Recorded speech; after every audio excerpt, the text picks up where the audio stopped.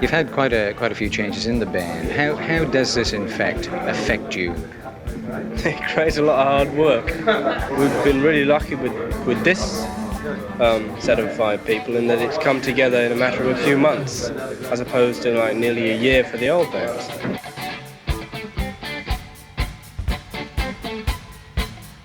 David, you took over from one of the sort of top vocal spots in the country, in the world almost, with Deep Purple. Just how difficult was it for you?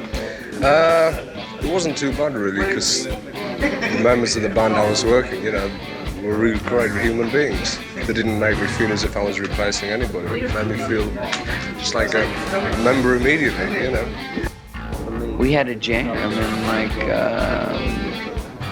within the first minute or two, I could tell that they were into the same things I was into. Drugs, groupies, hypodermic needles. So what have you got to say about that? Love it all. If you don't get the gig, you're coming to my house tonight. We're gonna party. Now look, lads, it's time you went back to the hotel and got a bit of sleep. Ended up on the roof naked one day. The neighbor called the cops. It was California, mid-70s. I mean, goodness me. What was he going to be drinking milk? Snorting coke off strippers' bottoms, and wasn't that the normal thing to do? It was a guitar case full of cocaine. I didn't like the man I was becoming, but I couldn't stop this fucking merry-go-round. I couldn't stop it. I just went out at that point. He had gone insane. They'd let the tires down on our plane. Well, I knew he was dead. They were putting me in jail for being the last person to see him. Murder, which is what it was. It was not an accident. I don't know how we got out of that country alive.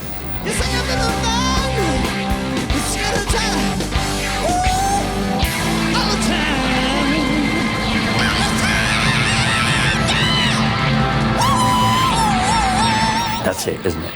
It's over.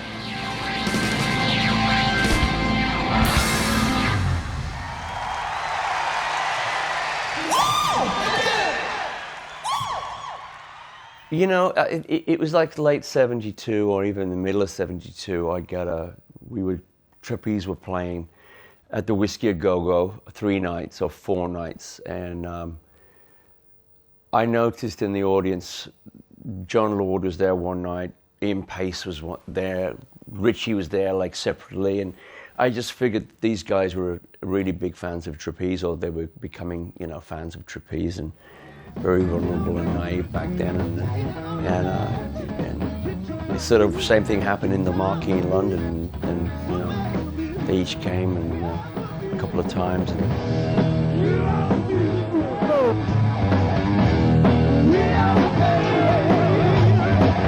And then, I had a feeling they were there for another reason, and I just didn't realize at the moment they were going to ask me to join,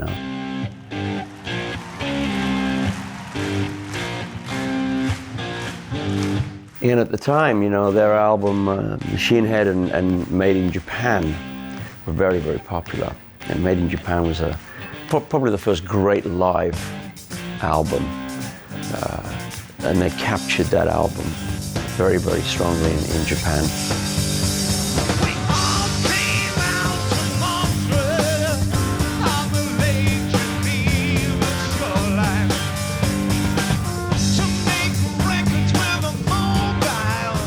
I look back now only at it exploded. And it was after Ian Gillan actually left in 73, I guess, that we became aware of the 2 versions of Smoke on the Water, both in the American top 10 at the same time, and all the way down the charts of that year were Purple tracks, and that was the year also that we became the biggest selling artists on the Billboard chart, all of which was actually due to the work that Ian Gillan and Roger Glover had put into the band, along with the other three of us.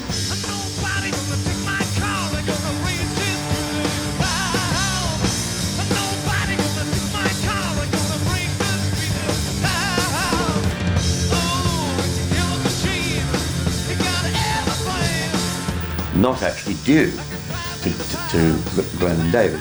They joined in and took it, helped us to take it on from there, of course. And we became one of the big selling rock bands. So, you know, when they came and flew me to New York to see them play at Madison Square Garden, lo and behold, after the show the next day, we had a board meeting somewhere in a hotel, and they asked me if I wanted to play bass in Deep Purple, and I was quite shocked, as I was a singer, bass player. So I just, you know, made a quick decision on the knowledge that they were going to ask Paul Rodgers to be the lead singer, and I would be playing bass, and have this idea of maybe I could sing some stuff with Paul.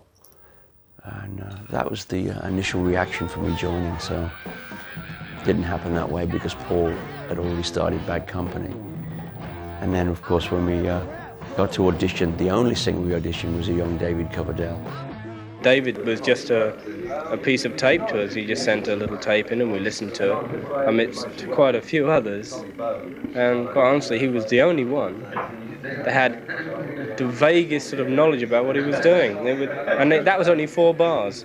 He sent about a 15-minute tape in, about 30 seconds of it were good, the rest was rubbish. But you could tell from that 30 seconds, with a bit of work, it was there. Very, very, very bluesy, the great tone that he had, and untapped, that David would be an amazing, you know, performer for us, you know. So hence we got that 2 northern guys, soulful rock guys singing together. And, you know, David will probably tell you that one of his influences was Paul Rodgers at an early age. So it was a great thing. David had talent in bucket loads, and we saw that immediately, I think. What a hard job to step into Ian Gillan's shoes, although he actually brought his own shoes, let us say. I mean, Ian, like, thin, handsome, hippie-looking dude, you know, with all the moody qualities required, and there was David, you know, a trouser salesman from North Yorkshire, stepping into those, standing in front of the same mic. It was a hard job.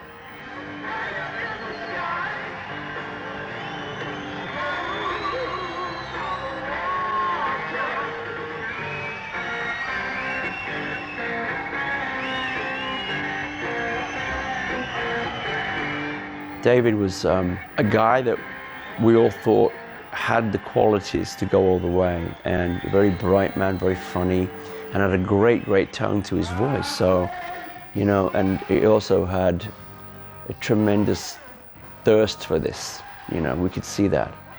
And I thought it was the greatest thing that Purple ever did, was to have an unknown guy come in, because it was a very ballsy thing to do. I think one of the miracles of rock and roll music history is how incredibly quickly David Coverdale took to being the lead singer of an immensely popular band from nowhere.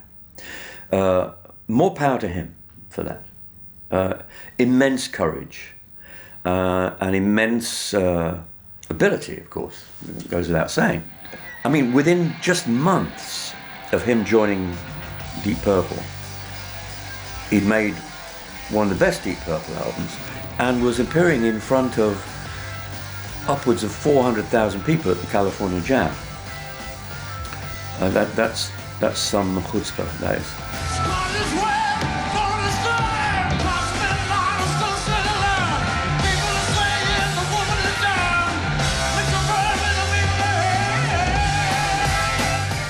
The man had immense courage, hanging out was a big thing for David and I, talking music, listening to music, becoming friends, and that relationship has stood the test of time all these years. And I'm the only one that David hangs out with, and he's the only one I hang out with, so that is good to go. I think to be a successful frontline man, guitarist or singer in a rock and roll band, especially one that achieves stadium rock status, I think you have to have an ego. You have to have a talent to support that ego. But I don't see, you can't be a shrinking violet and stand in front of 250,000 people and sell the music properly. It wouldn't work. Look at the greats that achieved it, from Jagger to Freddie Mercury and onwards. This is, it's all about ability and ego married in the right proportion. And I think David Coverdale had that. I think, the wedding of the Appetite would have been down at Clearwell Castle in Gloucester when the bonding of the band, before we went to the studio. This is so important that we could become friends. But remember now, you got 2 new guys in the band, and it was an integral part that the band was now fresh and new again. Something that Blackmore has relished all through his career, is having new lifeblood.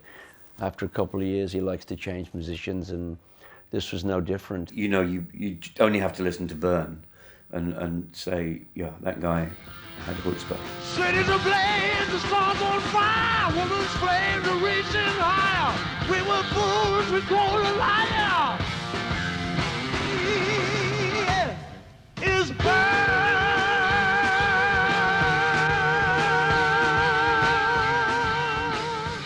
You couldn't really have 2 guys come in that sounded like Roger and Ian Gillan.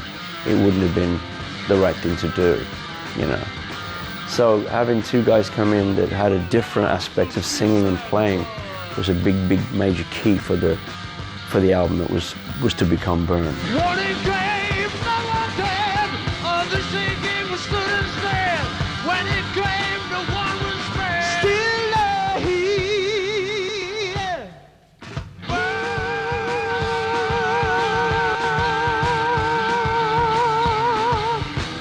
Byrne was a fortunate album. It was absolutely the right album. Because all those that said, oh, what's going to happen to them now? Gillan's gone. Heard Byrne and went, whoa, okay, so they are going to be all right. I was coming in, I'd been touring with Trapeze in America for 3 years. I was quietly confident that we would be able to do this. As I said before, the key element behind this, I think, is David is a knife, friendship. And going into the studio, having worked the vocal parts out. David and I worked those parts out alone, without any other band members being around. We sort of knew when we would step up to the mic, well, shall I go now? Or, oh, please, after you. It was like, there was no ego about, I wanted to sing that part, damn it, or, oh, damn, I wish I could have sang that. Very obvious from the first track, Byrne, that who was going to sing what. It was quite obvious where I would sing and quite obvious where David would sing. And that was the blueprint of the Hughes and Coverdale vocal throughout those 3 albums with Purple.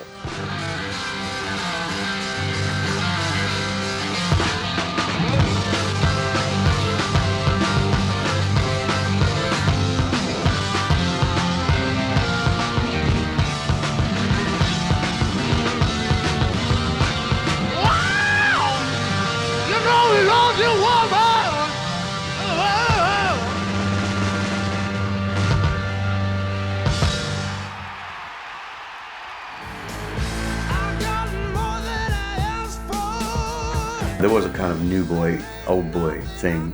I mean, Blackmore, Pacey and myself, we'd been together at that point, 6 years? And had a certain way of being with each other, and the band was run a certain way because that's the way we'd been running it for all those years. And so I think for Glenn and David, it must have been a bit tricky to step in. Also, it's a bit tricky with David because Glenn had been given the post of bass player before David was auditioned. So Glenn already was in the band, and Glenn, as you know, has an astonishingly good voice. So that was a bit difficult for David as well. You know, who was actually going to be the lead singer? Might just take your life. Might just take your life. And I think the reason for that was quite specifically because Glenn wasn't quite the right voice for the lead singer of Deep Purple that we thought. And it was what David brought to the table that was more what we saw as the lead singer. He ticked quite a few boxes for Richie, because Richie wanted a more bluesy singer than Ian Gillan was. I've never believed, by the way, that was the right choice. I've always believed that Ian Gillan's type of voice and the way of looking at vocals and lyrics was the right voice for Deep Purple, and always will be. You know, and I've said that on many occasions, and I will always stick by that. But what David brought was astonishingly good, but it changed things. Yeah, let's be clear. Everybody knows that Deep Purple was centered around Blackmore and his eccentricity both on and off the stage. And let's be clear also that he, at that time, was one of the top 3 guitar players on the planet. The Holy Trinity, maybe Jeff Beck, Eric Clapton, and Jimmy Page and Richie. And those guys were the key elements of the early 70s. And it was a very guitar-driven band, although John's organ was very dominant. I thought the camaraderie and the vibe we had going on Burn was monumental. And it was a great, great rock album. You know, it's a really big record. Burn really was the almost perfect album that could have been made by those forces, in my opinion, because it retained a huge amount of what Deep Purple had learned up to that point when Ian Gillan left. It kept a lot of that Purple sound and the way of looking at rock music. And David sort of fitted himself into that brilliantly. When we go on from there, I begin to question the direction slightly. That's where I start to lose belief.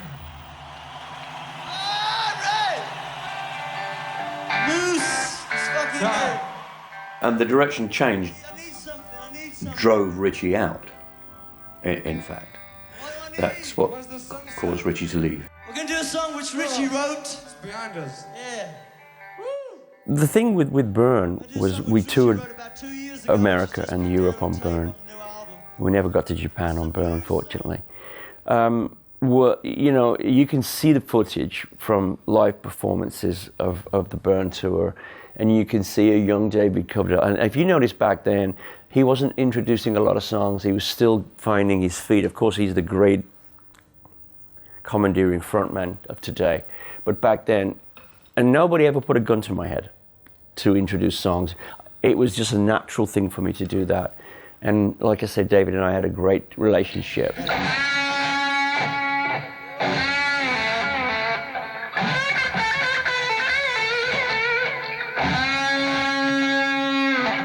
The California Jam, to me, I'm a bit ambivalent about it. I mean, it was an astonishing occasion. I mean, so many people. Just, you know, you get up on stage and see that many people. It's massively intimidating. So what I did is I played to the front 3 rows. I mean, that's all I could do. You know, just say, okay, you guys are my audience tonight. You know, I can't possibly hope to reach the guy a quarter of a mile away. You know, it's unbelievable. It was almost ruined by the. And I have to say, this was not Richie's fault. It has been reported that it was Richie's fault that we nearly didn't go on. We had a contract that stated quite specifically in black and white that Deep Purple would go on at sunset, because we wanted to be, we were offered headline position, we accepted headline position, and we wanted to be the first band that would use lights. It was quite simply, we wanted it to be a piece of theatre, and that was in our contract.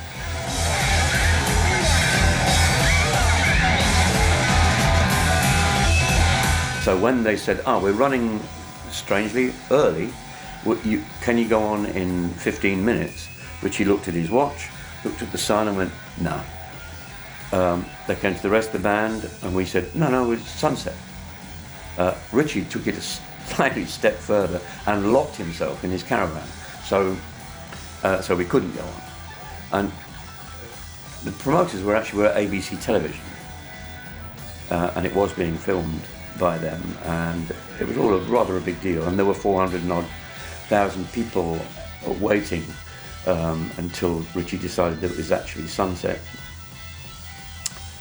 But he was right. It was in our contract. Thus, he was stoked when he got on, a little angry. Thus, he played brilliant. I mean, he's playing like a demon up there.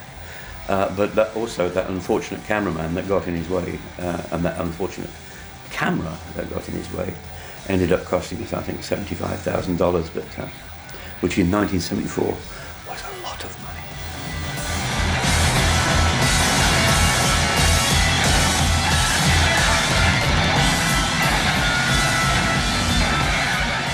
I don't bring California Jam up because it's like my calling card, but it just happened to be in the mid-70s, the biggest concert event ever.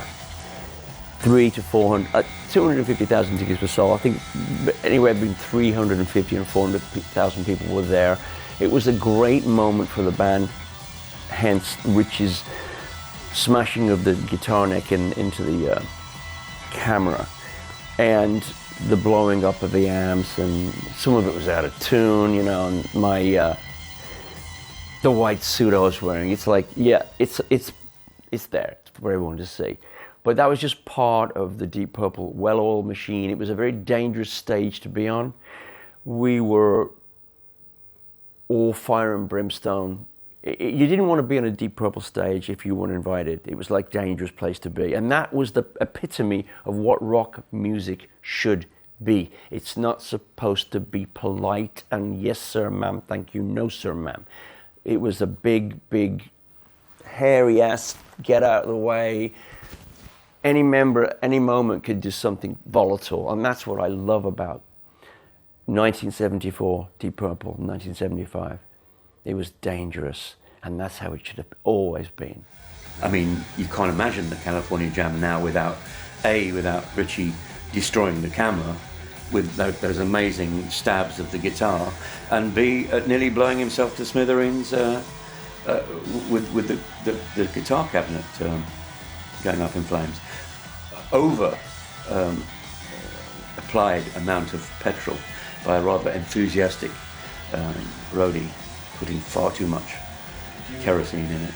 We just ran off stage and got on a helicopter. I mean, it was such a high energy thing, and you had to be so good for that many people. You wanted to be, and the other bands that were on, I mean, there were some terrific bands on, so we wanted to be as good as we possibly could be. I just remember this immense stress level and wanting to play so well. Friction really came in the form of Richie wanting to do some other kind of music. When we started to prepare for Stormbringer at Clearwell Castle, Richie didn't come in with a lot of material. I think he came in with one song, Stormbringer, and Soldier of Fortune, and the rest we had to write pretty quickly. A lot of stuff was written by John, myself, and David, because Richie didn't have a lot of things in his arsenal. I think at this time, even early in the stages of Stormbringer, he was thinking about moving along, moving to something new. I think he wanted to play more Bach-influenced rock music, sort of the medieval thing he's into today with more electric, and he was also already thinking of Ronnie Dio. It's the kind of music that doesn't appeal to me. So I think doing what he wanted to do was a great thing for him. It was also a very sad time to lose a major member. But once again, I think Stormbringer is a great melodic rock album with some groove to it. I wouldn't say it was funky. That's a word, it's really been overused. I think it's a groovier rock album, more melodic, and I think the songs are stronger on a Stormbringer than Burn. I think my favorite Deep Purple album.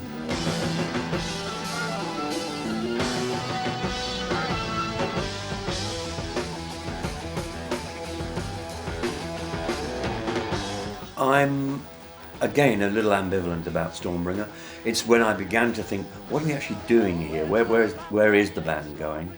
And as I've said before, benefit of hindsight, I should have left with Richie. I really think that when Richie said, I've had enough, because of the direction Stormbringer took, I wish I'd had the... Well, I actually did think it was over, but I think I should have just stepped away at that point. Now, looking back and listening objectively to Stormbringer, it's a very good album indeed. It has some great playing on it. It has some really good songs, some excellent moments. But to me, it's the beginning of the end of that Deep Purple, because the one that followed it with Tommy Bolin is to me not a Deep Purple album. It's a Tommy Bolin, Glenn Hughes and David Coverdale sort of album with really good help from two guys in Deep Purple. Coming out of nowhere, dropping like rain, Stormbringer dance on the thunder again. Dark cloud gathering, breaking the day. No one running 'cause it's coming your way. The title track, it's a great rock song. You know, I mean, it's another terrific Blackmore riff. But again, lyrically, not my cup of tea. Coming out of nowhere, driving like rain. What is a Stormbringer actually? I'm not terribly sure. I'm being a bit sniffy about it, but it's not my cup of tea lyrically. But it's a terrific track. Stormbringer coming.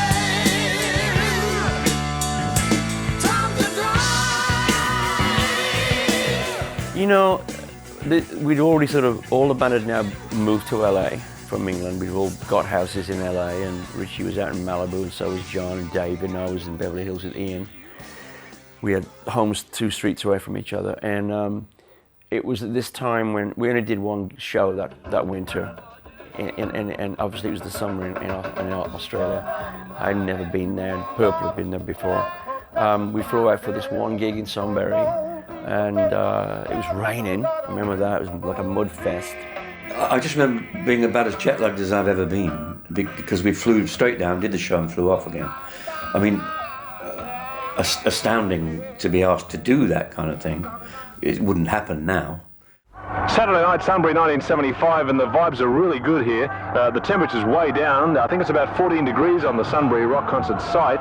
We've managed to get one of our guys through the security ranks, and we'll cross to him right now. It's over to Trevor Smith. Dave Coverdale, prior to going on stage at Sunbury, about 20 minutes time.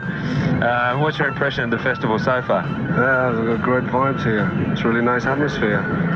We came down about an hour ago, and it's really groovy, man. It's really groovy. John, have you anything to add on that, John? Well, it's groovy as well, mate. I think it's absolutely bonza.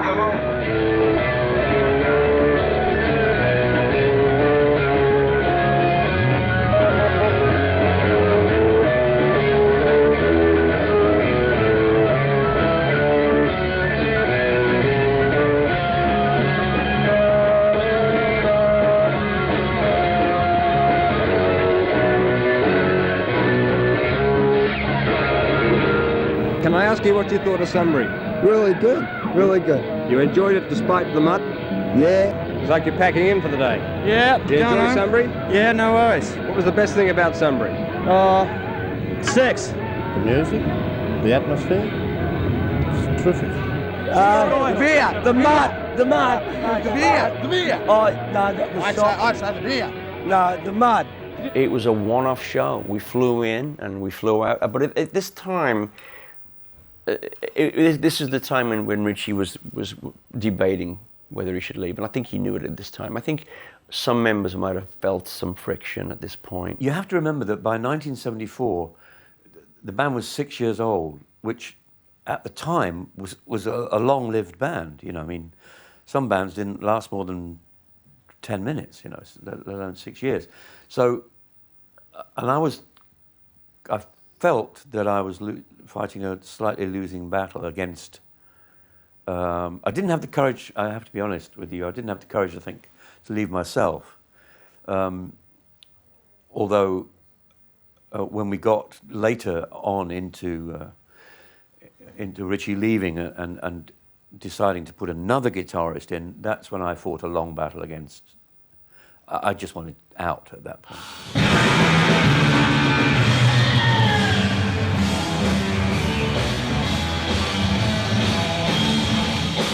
I want to make this clear.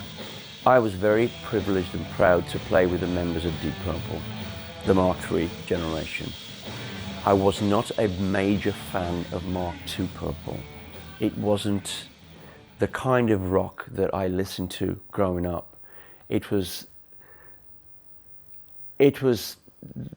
too traditional for me. It wasn't, and once again, I'm not using the word funk here, it had no sex in the music. There was no groove to it. There was no, I like music that makes me want to move, not think. I want to be able to think, I just move and just, you know, that's the kind of music I like. I never stepped into Deep Purple and Roger's shoes to stick our fingers up and say, well, I'm going to just do it the way I do it. Ian Pace and I had formed a relationship as a rhythm section that was a different rhythm section to Roger Glover. It needed to be different.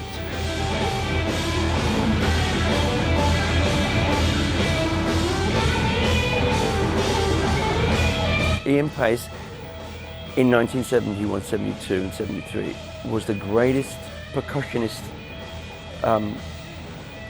snare drum player in rock. He'd taken his stuff from Buddy Rich, Louis Bellson. He'd taken it up a step further and he was great. And now Ian was probably listening to more of the stuff that I might have been playing in the car or in this house. I lived together with Ian for a while.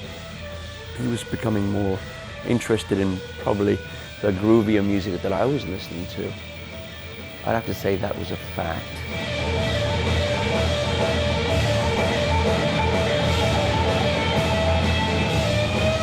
In Trapeze, over the last couple of years, 71, 72, people would offer me all kinds of drugs and I would refuse them. I was a very light drinker. I didn't have a drink problem either, so I was more interested in where was the stage and have I got my, you know, 7-Up to drink, and I didn't like pot, cannabis, any of those drugs, didn't like downers or uppers, and I refused cocaine for many, many years. And it was very obvious that when Purple was so big that that kind of iconic status brings out the scum of the earth, i.e. drug dealers and pimps and whores and, you know, circus people, and, you know, it's like a Fellini movie. They all find you, and lo and behold, before you could shake a stick, there was drug dealers on every gig and backstage thing, and there was lines of coke put out, and I was looking, what is this stuff? Eventually, people would start putting it in my pockets, you know, and also to other members of the band, but it's not their story. This is my story about drugs, and the fact of the matter is that I sort of slowly and surely became addicted to a drug that I thought was a non-addictive drug. I thought, well, this is just kind of fun, you know? But cocaine back then, we all thought, all of us thought that, because we'd be sitting in meetings in record companies and executives doing lines of coke, well, it's like, okay, well, I'm happening now. I'm in a rock band, and cocaine's probably the drug of choice, right? Isn't everybody doing it? I mean, everybody's doing it, right? So, and lo and behold, some of us did it, and some of us sort of pushed it aside, and I slowly and surely became, addicted to that powder, which became the bane of my life.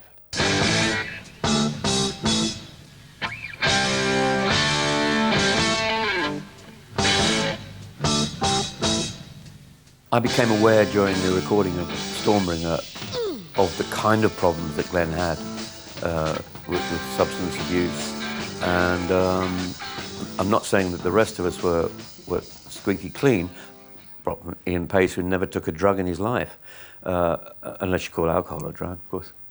The rest of us experimented here and there with bits and pieces, but I became aware that Glenn was truly in a bit of trouble. And that became even more apparent during the making of Come Taste the Band. Of course, it was difficult. It was difficult for Ian Pace, and he and I were close. We've been pretty close all over the years, and still are. So, yeah, it was not an easy time, especially to see the increasing remoteness of Richie during the Stormbringer. I could see him moving away. I didn't know he was going to leave until later, but I could see him moving away, and that was disturbing because he was a very big part of the engine that drove the ship, and I didn't like to see him, being disaffected by what was going on. When you got a dealer, a high-powered dealer, that had been following the Stones and Zeppelin around and getting all kinds of people hooked on this devil shit, and then they start giving you things. And then when you get hooked, they want to be part, then, you start putting them on the Starship, and then you start taking them to Hawaii, then you start giving their family gifts. Cocaine is a horrible drug. I was to give them taking my shirt off and giving it to people, giving my boots, and, making friends with people I should never have been speaking to, making promises, changing the world, gifts will be exchanged. It's an awful drug. I've seen footage of me high on drugs. I can always tell because my shirt's off. You wouldn't know sometimes, but you know there was something going down with me that wasn't supposed to be. I'm not proud to hear myself or see myself perform on drugs. Although people have said that I can still sing the phone book on drugs, it's nothing to be proud of, It wasn't like that at the end. I was barking like a dog, absolutely. I don't think I was ever a bastard or a jackass to people. I might have been a little irritable if I hadn't slept for a few days. But I never went out of my way to be nasty. I was pathetically involved with my mistress, cocaine. Awful. But it's the way it was. I'm here. It's like the most important thing is I survived that. When Richie left, and we did Palais des Sports in April of '75, famously, he came out of a stall in a bathroom, and I came out of a stall, and he could hear me doing coke, and he was never me into doing drugs, and I apologized to him in a way that I sort of looked at him and said, shit, it's not been fun, knowing that I've been doing this. And I felt I'd let him down. I was never grandiose enough to think that these guys I was never like shoving it in their faces, because when you're addicted to drugs, it's, at that time, it was all very hidden from the general public, if you will. I never was, it wasn't known that I was doing it at that point, but it got out of control. Cocaine is not a pretty drug. It makes people lie, thief, and steal, and you cannot trust an addict. If it's your mother or your father, your sister, your grandmother, you cannot trust an addict. They're not to be trusted. And I was not the man I am today. And thank God the guys loved me enough to hang in with me. We were up on the Starship, I remember it, and Rob Cooksey or somebody, or maybe Tony Edwards, our friend, came to me and Beck was going to leave, and I went, oh wow. Then I went and thought about it. I might have had a drink over it, and I probably would have not slept on it. And I thought, you know something? Wow, we better quit. You know, how can you replace? Would Led Zeppelin ever think of replacing Jimmy Page? It's impossible, right? It's impossible. So I was getting ready to, you know, figure that, you know, if David would have said he was going to go, I would have probably gone. And at this time, I'd become mates with David Bowie, and he and Coverdale convinced me, and Lordy, that we should get another guy in. But it was, how do you replace somebody like that, you know? And my first thought when I came out of my haze was Clem Clemson from Humble Pie, a guy from Birmingham who I really liked. And Clem came over to the States. We flew him over and we stayed at my house in Beverly Hills, and we auditioned Clem. And he was fantastic, but he didn't, and no disrespect to you, Clem, because you're amazing, didn't have that factor of stepping into, you know, a major eccentric player like Blackmore. We needed somebody that had some flair as well as playing wonderfully.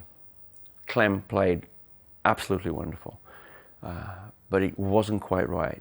And the next thing, Ian Pace and David Coverdale were raving about this Billy Cobham album called Spectrum, where there's an unknown guitar player from the Midwest called Tommy Bolin. And wow, this guy is astonishing. And I'd heard his work on an album called Spectrum with Billy Cobham, which is an astounding album, an utterly astounding album. And there was Tommy Bolin just shredding away like mad, and it's just gorgeous stuff. All improvised, all just off the top of his head. Marvelous, marvelous stuff. So, I remember I'd been up with Bowie all night, maybe a couple of nights, and I peeled myself away from his house and drove down to Pirate Sound to audition this new guy, Tommy Bolin. And I remember it very clearly. I was coming out of the bathroom, and in walks this guy, dressed very sort of femininely, and he had green, red, orange, purple hair. And I went, oh, fuck. If you don't get the gig, you're coming to my house tonight. We're gonna party. Because I knew he was a party, I could tell. Tommy, it was almost impossible not to love Tommy Bolin. Delightful man. Flawed, enormously flawed, and damaged by his addictions, but wonderful guy. To be honest, at first I didn't think it would work. I really didn't. But we had a jam, and like within the first minute or two, you know, I could tell that they were into the same things I was into. I had absolutely no idea when he joined the band that he had an addiction. It was California, mid-70s. I mean, goodness me. I mean, what was he going to be drinking milk? You know, I mean, I knew that obviously he was a rock musician. I mean, he was going to be sniffing a bit of that and smoking a bit of this and drinking a bit of the other. But I had no idea that he was truly desperately addicted. He got the gig effortlessly because he had all the charm and eccentricity and swagger. Unlike Ritchie, in a different way. He just had something else going on, and he was a guitar hero, and the Echoplex happening, and he had this tremendous amount of confidence and to be in a band of that size. He got the gig effortlessly. He played wonderfully, and we jammed on a couple of things. He really didn't know too much about Deep Purple, which was also a good thing. So it was a blessing to have somebody come in that was a rough diamond.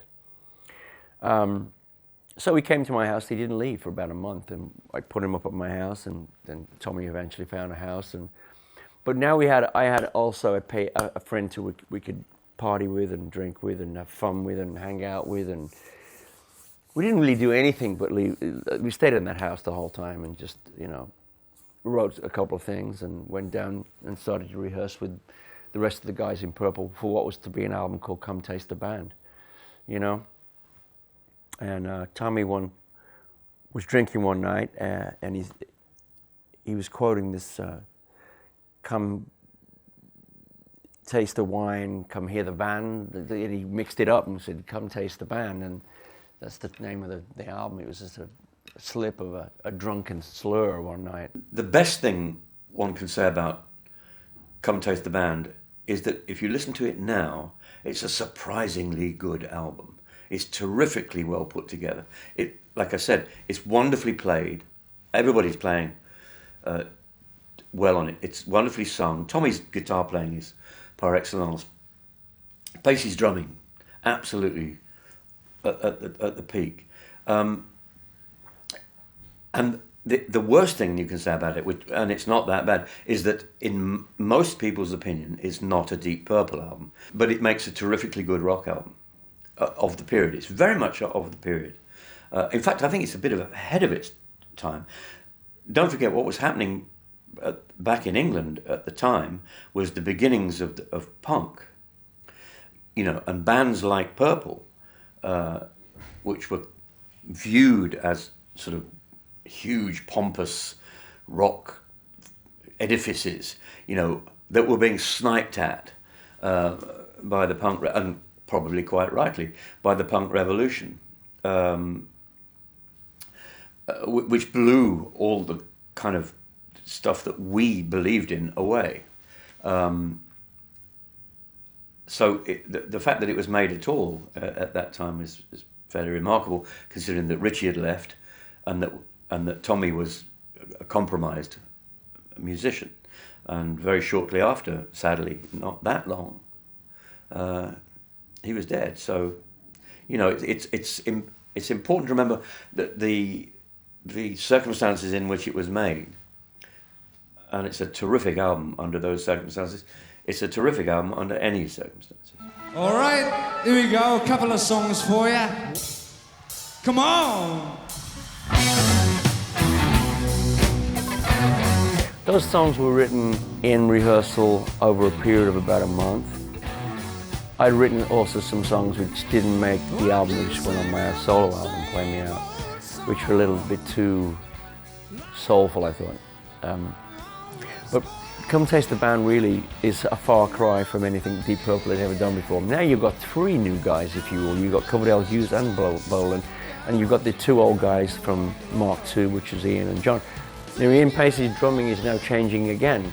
He's now obviously listening to probably more of John Bonham. He's started to come into it, and Lordy's obviously been listening to what I've been listening to because he's playing Fender Rhodes more, and the song this time around is obviously my homage to great singers from America from the 60s. And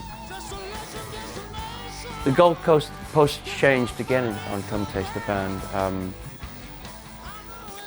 It's a different kind of an album. When nighttime comes, I'm 10,000 miles away. Just lose yourself.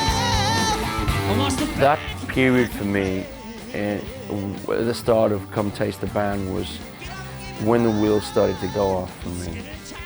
I was living alone, and I had an assistant at the house, Phil, that would, you know, wake me up in the morning and make me some food and make sure I got some food. And, you know, I was going without food for days upon time, and you know, the strong paranoia now was creeping in for me, and I think everybody just wanted to leave me alone because I was now becoming king of Paranoia Hill.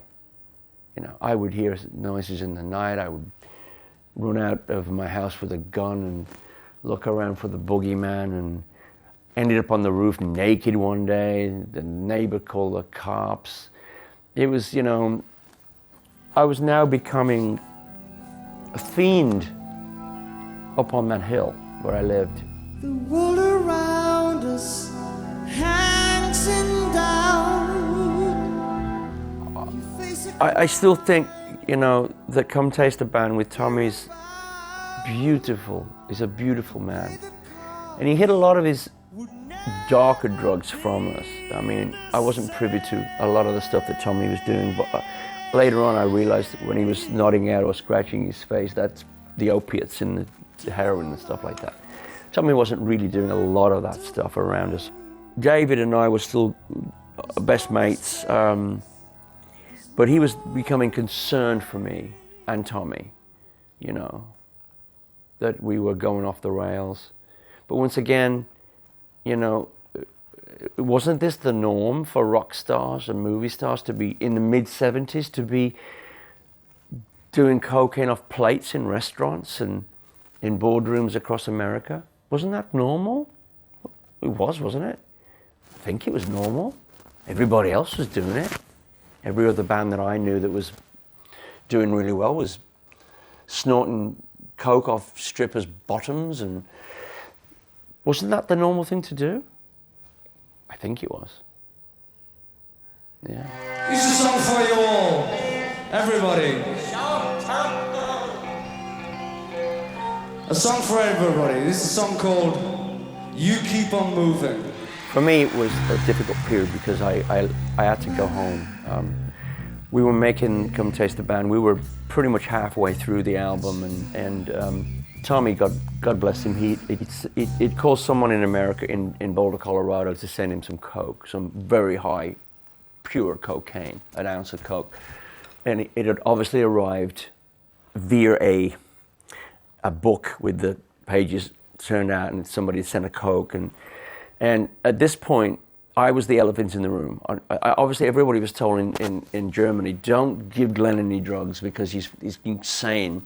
So Tommy got this ounce of coke, and I could feel there was some coke around, and I wasn't being offered any, and it was really upsetting to me. So one night, Tommy goes out, he meets this chick somewhere in Munich, and he takes his assistant with him, Dave Brown, and Tommy leaves his room, and I creep up there, and I get a key from the desk, and I'll go in, and as all cocaine addicts do, I rummage through his stuff, and I find the coke, and I take a couple of grams out, go to my room, and I start to get high. And after like hour number 2, I start to feel really remorseful, and I think this is really not, even me that was loving coke felt really bad that I shouldn't have done that. So I went and gave it back to Nicky Bell, my assistant. And I felt really bad about giving it back to him, that I got into altercation with him in the morning in a room full of people in a restaurant, and we had a bit of a fracas, and I hit Nicky, which is very unlike me to do. I'm not a violent person. Which was the thing that started the whole, we got to send Glenn back to the UK because he's out of control. And then I attacked Ozzy Hoppy, the German tour manager. Then I tried to throw a door off its hinges off the 18th floor of the Alabama house or something. I had now become like this insane fiend that was like needed to be like strapped down and, you naughty boy. So they sent me. Tony Edwards flew in, and it realized, Glenn, you must go home now. I must send you back to England to take care of yourself. You know, so I went back to England, and tail between my legs and remorseful, because although I am out of my mind, I'm also really reeling and feeling that wow, I think I've really fucked up this time. So I went back, and my mother was told that I was doing drugs, and Mom found me a doctor that, through my doctor, we found a guy to come up and sort of rehabilitate me at Vicky and Jackie's mum and dad's country club, where they sedated me for 3 weeks on some sort of a Valium kind of drug where I was completely out of it. So my detox from cocaine, there was no Betty Ford Center back then, 1975, was to heavily sedate me with another kind of drug. Let's put him on like a really intense down drug, so really, you know. where I didn't do any drugs for cocaine for 3 weeks, and it was no detox really. It was all another thing. But I didn't want to. It was a big thing for me to show the band I was going to try and attempt to get clean.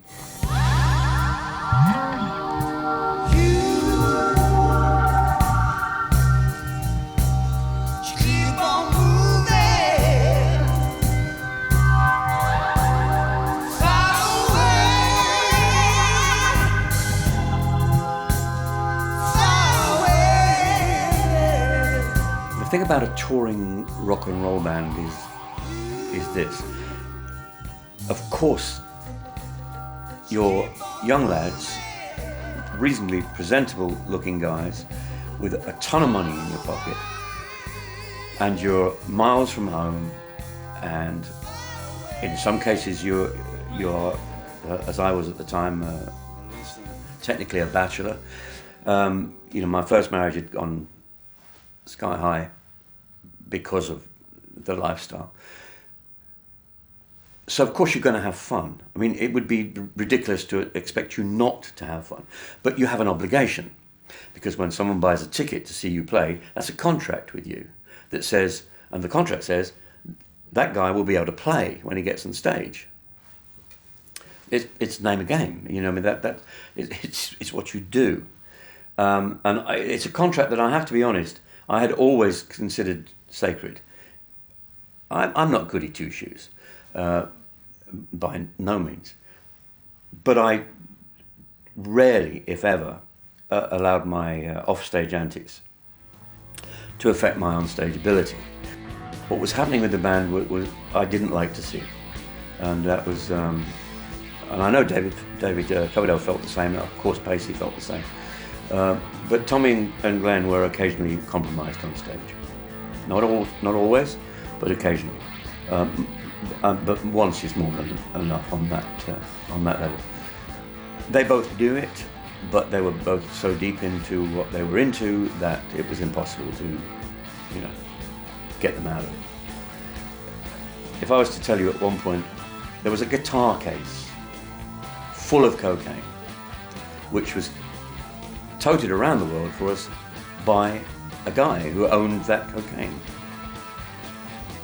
so that it was available whenever Tommy and Glenn needed it. That's pretty sad. I don't think the band were going to let me go. They wanted me to regain my senses and come back, and which was exactly what happened. But, Deep Purple's story isn't just about my drug addiction. Deep Purple's story is more about the music, but unfortunately, you got two members now that are into Class A drugs, and it's taken out a lot of people. A lot of my friends are dead because of that. Come Taste the Band for me holds a special moment for me with this time around. It's a beautiful piece of music that I wrote with John Lord at 3 o'clock one morning at the piano. And Getting Tighter, the only song that I wrote with Tommy in its full length was another key moment for me. And You Keep On Moving, I wrote with David in 1973 for Burn, but it wasn't appropriate for Burn. If you listen to the album and listen to track one, Coming Home, that's not me playing the bass or singing on the backgrounds. Because because the band had not completed the backing tracks when they sent me back or asked me to go back to the UK, they were a track short. So they wrote the track Coming Home without me, and Tommy played the bass wonderfully and sang back, and I'm going home. If I was on that track, it wouldn't have sounded like that. It would have sounded something else. I'm smiling because it sounds so coming home. It sounds like the Seven Dwarfs, But they had to complete it, They had to do what they had to do to get the album done. But I look back at Come Taste the Band as when the wheels fell off, and I say that with sadness. To pay the cost would never be the same.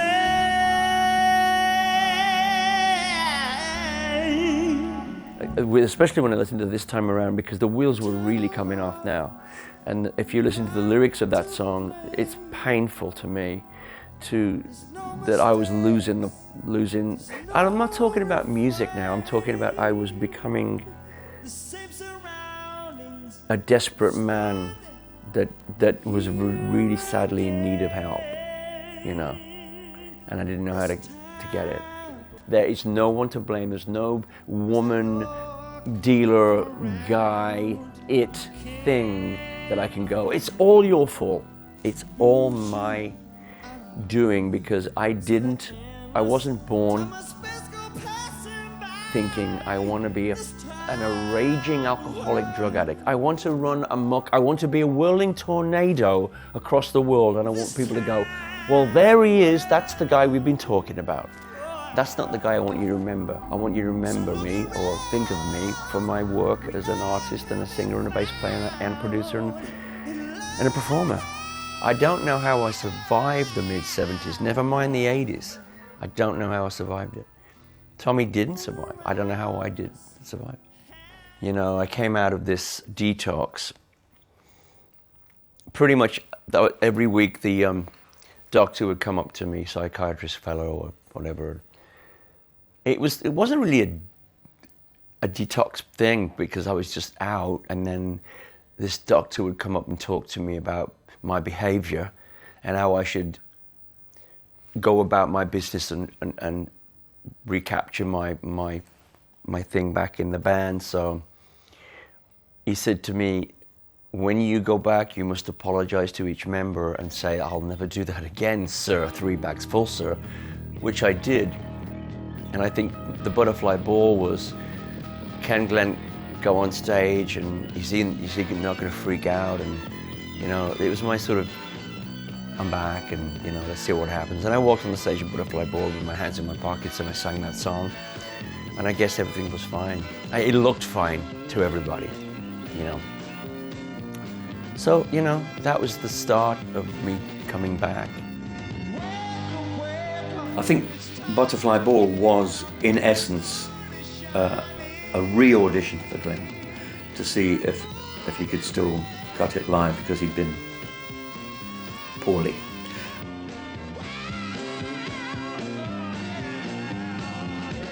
He acquitted himself wonderfully on the Butterfly Ball. And so we continued to play live. And at this time that Neil Slavin, my ex-producer from Trapeze, was brought in to be my companion, my traveling companion. I wouldn't call him a minder, I would call him a traveling companion and someone to talk to me and keep away the drug people. And great guy, Neil. I had a lot of time for Neil, and he had a job to do with work. I mean, anybody that worked for me in the 70s had a full-time job on their hands. You know, of course, Hawaii, you know the story. We went to Hawaii on the first gig, and we did this kind of a dress rehearsal for when we went to New Zealand and Australia. That was a wonderful time. Tommy was playing like a god, playing brilliantly. We'd rehearsed in Los Angeles and then moved out to Hawaii to start the tour.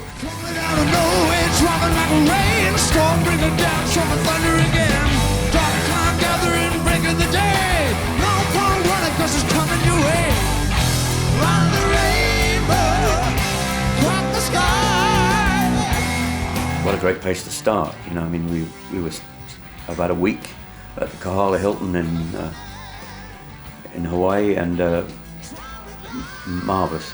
You know, not too far from Waikiki Beach, and it was all happening. We had to have a couple of what you might call big guys, heavy guys, to make sure that Tommy and Glenn didn't get into too much trouble.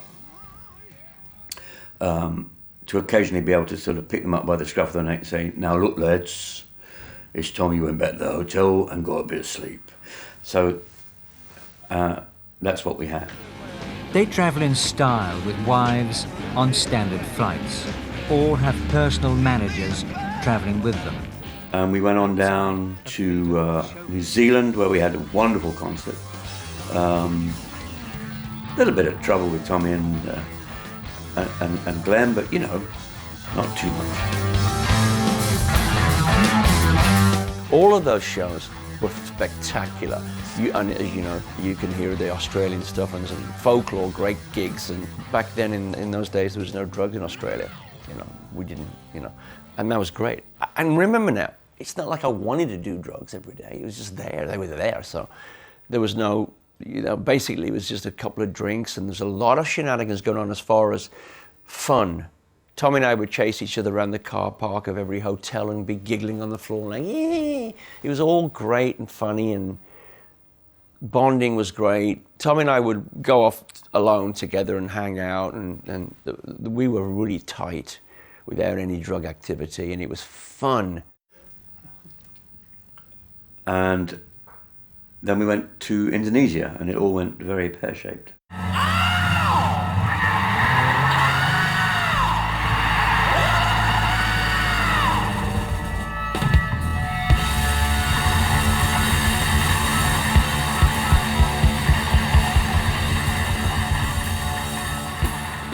We fly into the jungle, and the pilot is telling me later that you couldn't see anything but jungle, and there was this small airstrip in Jakarta.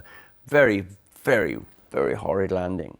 We got off our plane in Indonesia, and we were met after customs and formalities by two of the minders that were on the tour to look after Tommy and Glenn, really, but also to keep us out of harm's way as well. And one of them, I remember it so well, he said, "This is the greatest place on the planet." He said, "We're having," because they'd been there about 3 days, just to set everything up, make sure the hotels were right and all this kind of stuff. He said, "It's the greatest place on the planet. You will not believe what's going on." And we got into these cars and drove towards downtown Jakarta, and the roads were lined. In the convoy with our cars were tanks, a couple of army tanks, and army people walking on the side, and people lining the highway. There's a procession through the streets of Jakarta, tens and tens of thousands. We're the first band to play there from America and England, the very first band. It was, thousands and thousands of people. It was really odd. Over the top odd. And as it turns out, portentously odd. The venue was supposed to be a venue like this, maybe the size of the O2 in London, 15,000 people, but it was 50,000 seat soccer stadium. But there was 125,000 people per show crammed in there. They'd also sold another night. They'd sold 2 nights instead of 1. We did the first show, a couple of songs short as normal, because we just felt an air of something was wrong here. Promoter was weird. And I noticed in the afternoon some activity with Doberman pincers. There must have been 200 Doberman pincers on leashes, and the army were the security. So it was a real struggle for me to realize this is going to be a problem.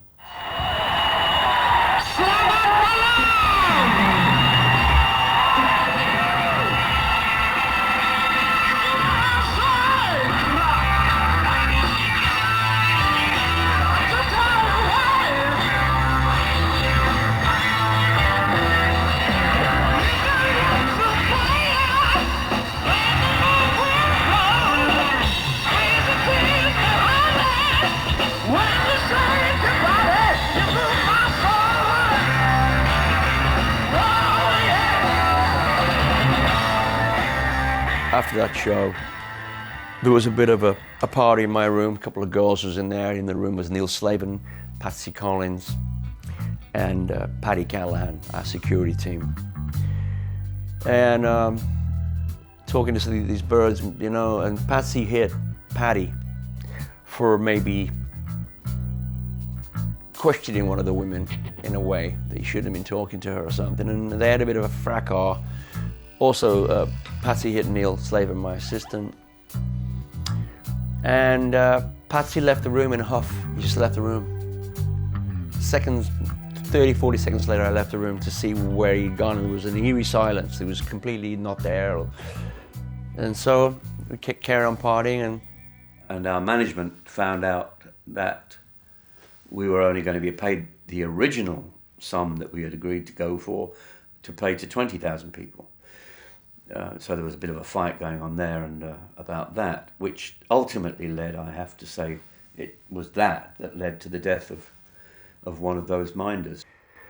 7 o'clock in the morning, the police come in, the army comes in and whisked me off to jail. Patsy was dead. He had fallen down an elevator shaft 6 floors up, landed on the mezzanine, crawled down into the lobby and died. All I knew, he was dead. They were putting me in jail for being the last person to see him, as with Neil Slavin and Paddy. Rob Cooksey was also thrown in the clink because he was the manager. Glenn was arrested along with one guy who was looking after him and the other minder and our manager as accessories after the fact of this murder, which is what it was. It was not an accident. And, you know, the next thing I know, all 4 of us are standing in front of this crazed Idi Amin type guy, fully decorated. He was spinning a gun on a table. And I'm thinking, well, he's going to shoot us. This guy is the law. He's going to actually kill us. The movie in my head was like beyond anything you've ever seen or heard.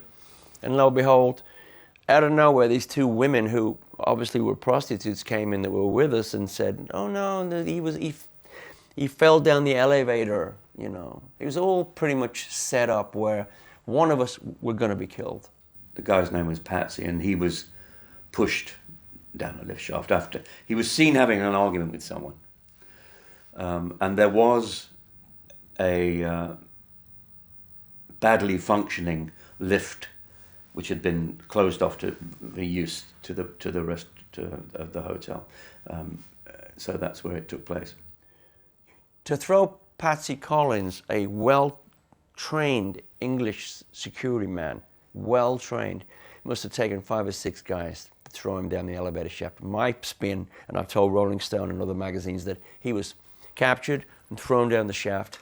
Hence, all the money we were supposed to make from that 250,000 paying customers, we had to give back to the promoter in order to get out of the country.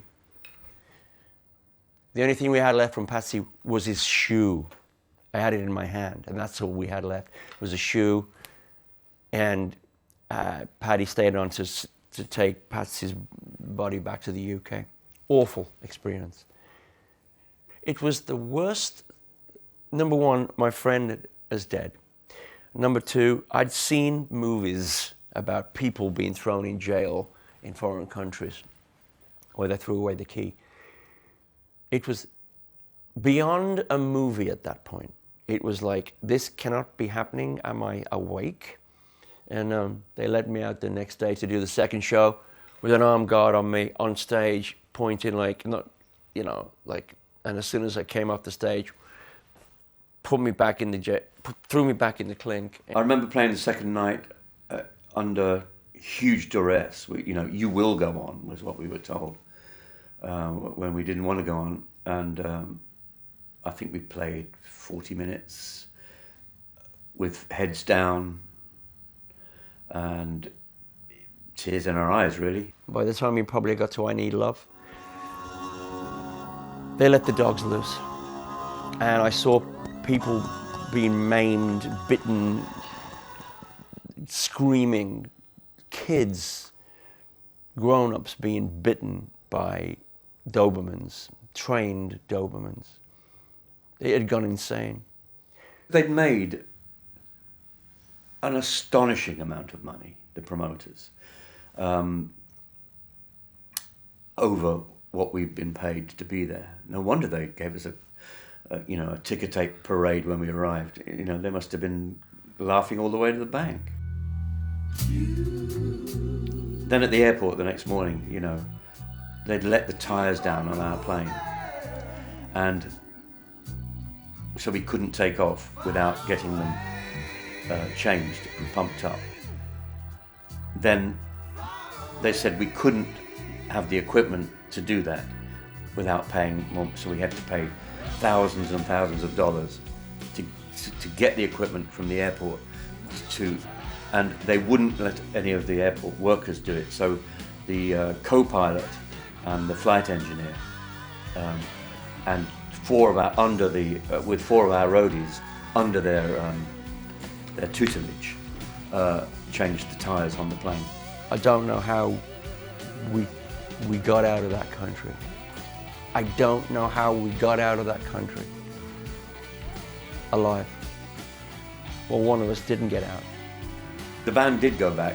We were offered a chance to go back just before I left the band in the late 90s. And I went to the rest of the band and I said, I don't know what you feel about this, but I cannot go back. And a couple of them said, well, we're prepared to go if you will. And I said, no, I won't. The second I left the band, they took up the offer and went back. I don't blame them for it. I mean, it was a great offer to play to nice people.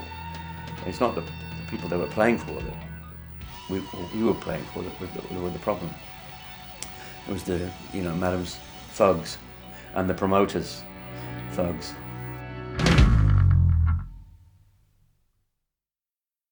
The idea of somebody spinning a gun in front of me and my friend already dead, and then having to go to Japan, to continue a tour was...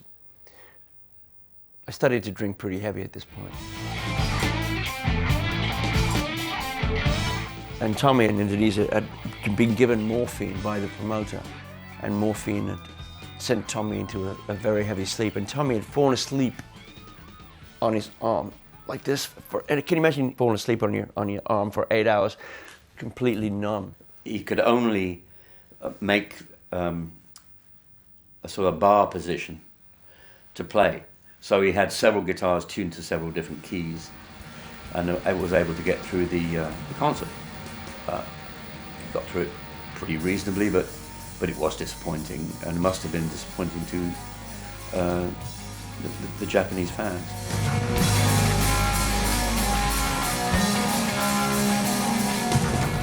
The performance of Last Concert in Japan is a very awkward album to listen to and see for me because of Tommy's hand. My memory is only of having to work incredibly hard to make sure that we did a good show at the Budokan, because the scene of several of our triumphs, and a country which had taken us to their heart very early on. So I do remember it being really hard work. But I have seen footage of us playing there, and it's not as bad as I remember, sort of have it in my mind that it was. But it was still difficult. It was hard work. It was impossible. We should never have played. John had to fulfill a lot of Tommy's parts because it was difficult for Tommy to play. I want people to know that incident in Jakarta was right before this concert and what happened with Tommy's hand. So this is a postcard of what was going down with a rock band at that particular moment in time.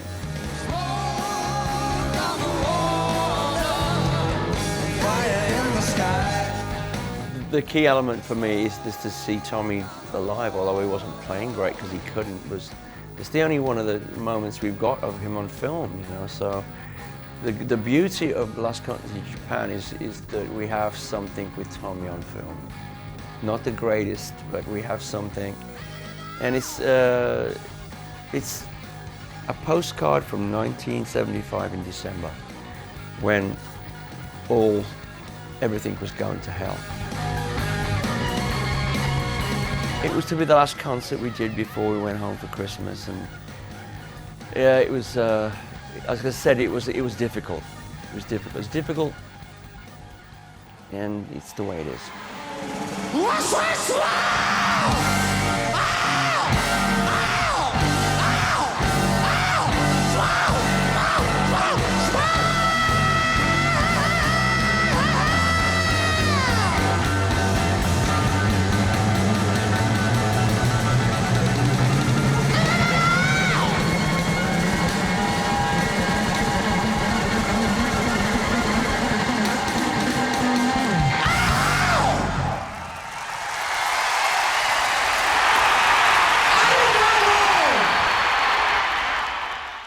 I never wanted to let my friends down, but I felt bad that my drug addiction was becoming the elephant in the room. You know, I didn't like that. I didn't like the man I was becoming, but I couldn't stop this fucking merry-go-round. I couldn't stop it. And it was embarrassing for me. But playing the music got in the way of my using drugs. I didn't want to leave my hotel room. I just wanted to get high, you know. Drug dealers would find me. I wouldn't have to find drug dealers anymore. I was becoming a famous drug addict. Then we get to England, and for me, it was the lowest point for me, because it's a famous incident for me, because from the moment we stepped on stage in Leicester to I finished in Liverpool, I didn't sleep or eat anything. I just drank and used drugs the whole time.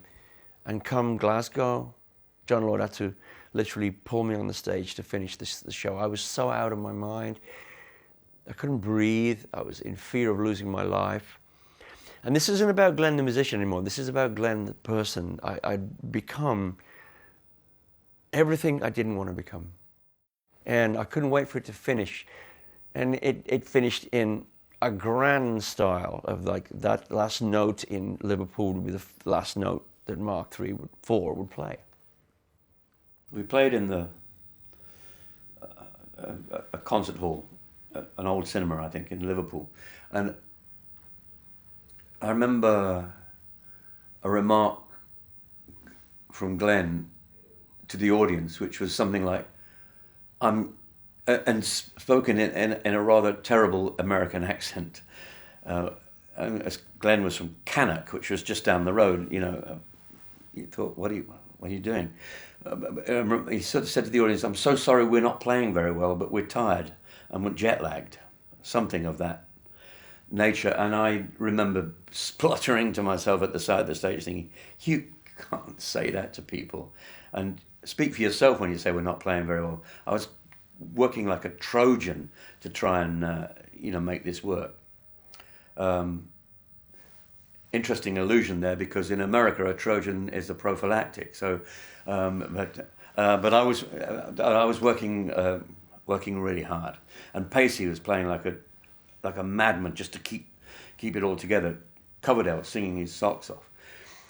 So, to hear this, I have to say it now, and I've actually said it to Glenn's face.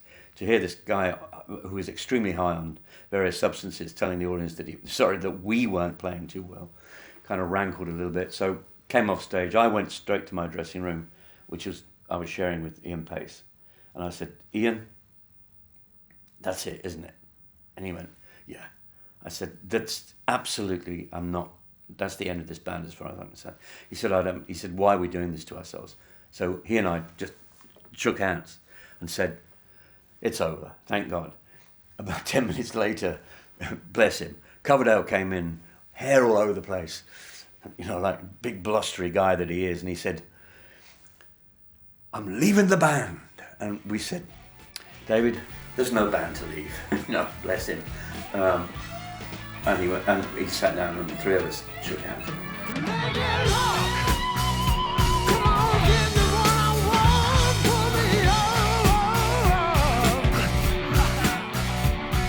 When Ian Pace got married at the Oakley House in, it must have been May. Apparently I'd mended the error of my ways, and I was all off the drugs at that time. So Coverdale flies in from Munich, and with Julia, his wife, and I'm